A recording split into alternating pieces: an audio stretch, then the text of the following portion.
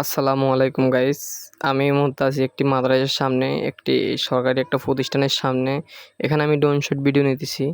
তো এই মাদ্রাসার আমি নাম, লোগো কিছু দিব না। যারা চিনেন অবশ্যই কমেন্টে বলে যাবেন। তার পাশাপাশি রয়েছে একটি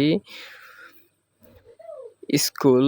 তো স্কুলের নামটি লেখাই আছে, আর আমার বলার মতো কিছু নাই। তো যারা চিনেন অবশ্যই বলে যাবেন কমেন্টের মাধ্যমে।